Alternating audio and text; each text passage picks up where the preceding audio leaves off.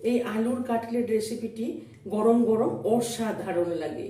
এই মচমচে টেস্টি এই আলুর কাটলেট একবার অবশ্যই বাড়িতে বানিয়ে ফেলুন। এটি বাচ্চা থেকে বড় সকলেরই ভালো লাগবে। হ্যালো ফ্রেন্ডস, মাদার কুক চ্যানেলে সবাইকে স্বাগত। আজকে আমি আপনাদের সাথে শেয়ার করব আলুর কাটলেট। তো এই আলুর কাটলেট বানাবার জন্য দেখুন, এখানে আমি দুটো মিডিয়াম সাইজ আলুকে সেদ্ধ করে এরকম স্ম্যাশ করে রেখেছি। এবার আমি এখানে কিছু মশলা দিয়ে দেবো। তো এখানে দিয়ে দেবো প্রথমেই স্বাদ মতো লবণ হাফ চামচ মতো লঙ্কার গুঁড়ো, হাফ চামচ মতো গরম মশলার গুঁড়ো, হাফ চামচ মতো চিলি ফ্লেক্স, আর এখানে খুব মিহি করে পেঁয়াজ কুচিয়ে নিয়েছি। এখান থেকে আমি 2 টেবিল চামচ মতো মিহি করে কুচোনো পেঁয়াজ দিয়ে দিলাম। আর এখানে নিয়েছি কিছুটা ধনেপাতা কুচোনো, এই ধনেপাতা কুচোনোটা দিয়ে দিলাম। আর দেখুন, এখানে আমি একটা চিজ কিউব নিয়ে নিয়েছি। এই চিজ কিউবটা এর মধ্যে গ্রেট করে দেব। চিজটা নাও দিতে পারেন, এমনিও বানাতে পারেন। চিজটা দিলে কাটলেটটা খেতে খুব ভালো হবে, সেই জন্য আমি এখানে একটা এরকম চিজ কিউব নিয়ে নিয়েছি। এই চিজটা গ্রেট করে দিয়ে দেবো। চিজটাও গ্রেট করে দিয়ে দিলাম। আর এখানে আমি একটা ব্রেড নিয়ে নিয়েছি, এরকম বড় সাইজের ব্রেড নিয়ে নিয়েছি। এই ব্রেডটাকে আমি একটু জলে ভিজিয়ে নেব। দেখুন, এখানে আমি ব্রেডটাকে জলে ভিজিয়ে নিলাম। এবার এই ব্রেডটাকে জলটাকে চেপে এর মধ্যে দিয়ে দেবো। আমি এখানে 1 পিস ব্রেডই নিয়েছি, আপনারা চাইলে আরেক পিস দিতে পারেন, তবে যেহেতু ব্রেডের পিসটা বড় সেজন্য আমি একটাই দিয়েছি। সব উপকরণগুলো দিয়ে দিয়েছি। এবার আমি হাত দিয়ে আলুর সাথে ভালো করে মেখে নেব।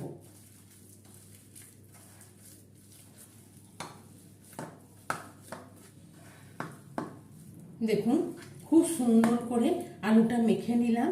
একদম আঠা আঠা হয়ে গেছে, ভালো করে সুন্দর করে মেখে নিলাম। এবার দেখুন, এখান থেকে আমি কিছুটা করে নিয়ে কাটলেটের মতন তৈরি করে নেব। তো হাতে একটু আমি তেল হাত করে নিলাম। তেল হাত করে এখানে পরিমাণ মতন অল্প একটু করে নিয়ে আমি একটা কাটলেটের আকারে শেপ দিয়ে দেব। আপনারা চাইলে যেমন খুশি শেপ দিয়ে বানিয়ে নিতে পারেন। আমি এখানে এরকম করে শেপ দিয়ে দিলাম।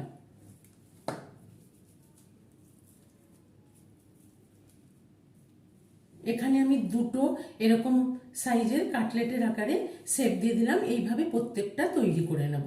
সব আলুর কাটলেটগুলো বানিয়ে নিলাম। এবার আমি একটা ব্যাটার তৈরি করে নেব। ব্যাটার তৈরি করার জন্য এখানে আমি একটা বাটি নিয়ে একটা ডিম নিয়ে নিয়েছি। এই ডিমটা এখানে দিয়ে দেব। আর এখানে স্বাদ মতন অল্প একটু লবণ দিয়ে দিলাম। আর দেখুন, এখানে হালকা হালকা 1 চামচ মতন কর্নস্টার্চ দিয়ে দিলাম। আর দিয়ে দেবো অল্প একটু গোলমরিচের গুঁড়ো। এগুলোকে ভালো করে মিশিয়ে একটা ব্যাটার তৈরি করে নেব। আমি একটা হ্যান্ড বিটার দিয়ে ভালো করে ফেটিয়ে নেব। খুব সুন্দর করে ডিমের ব্যাটারটা তৈরি করে নিলাম। নিয়েছি ব্রেড ক্রাম্বস। এখান থেকে আমি একটা করে আলুর কাটলেট নিয়ে নিলাম, নিয়ে ডিমের ব্যাটারে ডুবিয়ে নিলাম। নিয়ে এবার এখান থেকে উঠিয়ে নেব। ডিমের ব্যাটারে ডুবিয়ে নিয়ে এই ব্রেড ক্রাম্বসের মধ্যে দিয়ে দিলাম। দিয়ে আস্তে করে উপর থেকে ব্রেড ক্রাম্বসটা ভালো করে মাখিয়ে নেব।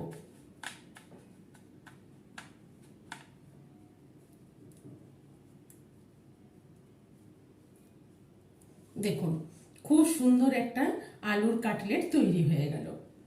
এবার আমি এখানে একটা প্লেটে রেখে দেবো। দিয়ে আমি আবার এখান থেকে একটা আলুর কাটলেট নিয়ে নিলাম।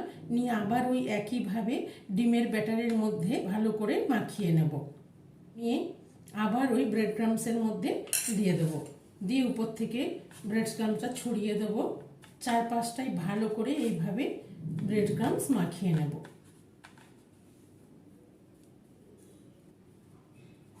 দেখুন, আবারও একটা খুব সুন্দর কাটলেট তৈরি করে নিলাম। দুটো কাটলেট বানিয়ে নিলাম। এইভাবে প্রত্যেকটা কাটলেট আমি তৈরি করে নেব। প্রত্যেকটা আলুর কাটলেট আমি খুব সুন্দর করে বানিয়ে নিলাম। এবার কাটলেটগুলোকে ভেজে নেব। আলুর কাটলেটগুলো ভাজার জন্য গ্যাসে আমি একটা ফ্রাই প্যান চাপিয়ে কিছুটা রিফাইন্ড অয়েল দিয়ে গরম করে নিয়েছি। দেখুন, তেলটা হালকা গরম হয়ে গেছে। খুব বেশি তেলটাকে গরম করব না, কেন কি খুব বেশি গরম হলে কাটলেটগুলো পুড়ে যাবে, সেই জন্য হালকা গরম করে নিয়েছি। এবার আস্তে করে কাটলেটগুলো আমি ছেড়ে দেবো, দিয়ে আস্তে আস্তে কাটলেটগুলোকে ভালো করে ভেজে নেব। এবার একবার আস্তে করে উল্টে দেব। এই এক পিঠটা এরকম হালকা ব্রাউন হয়ে যাবার পর আমি আস্তে করে উল্টে দেব। গ্যাসের ফ্লেমটা মিডিয়াম টু হাই ফ্লেমে রেখে আস্তে আস্তে কাটলেটগুলোকে ভালো করে ভেজে নেব। কিছুক্ষণ ভেজে নেবার পর আবার একবার উল্টে দেব। এবার গ্যাসের ফ্লেমটা মিডিয়াম টু হাই ফ্লেমে রেখে কাটলেটগুলোকে ভালো করে ব্রাউন করে ভেজে নেব। উল্টে পাল্টে আমি কাটলেটগুলোকে ব্রাউন করে ভেজে নিলাম। এবার এই কাটলেটগুলো উঠিয়ে নেব। এবার এখানে আবার আগের মতন করে বাকিগুলো দিয়ে দেবো।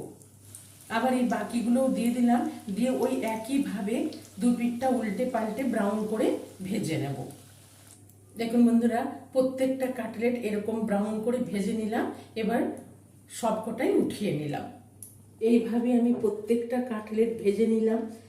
তো এই কাটলেট রেসিপিটি একবার অবশ্যই বাড়িতে ট্রাই করে দেখুন, এটি খেতে কতটা টেস্টি, কতটা মজাদার।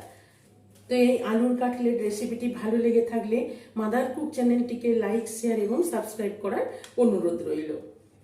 এটি খেতে অসাধারণ হয়। আজকে আমি আলুর কাটলেট সার্ভ করলাম টমেটো সস আর স্যালাডের সাথে।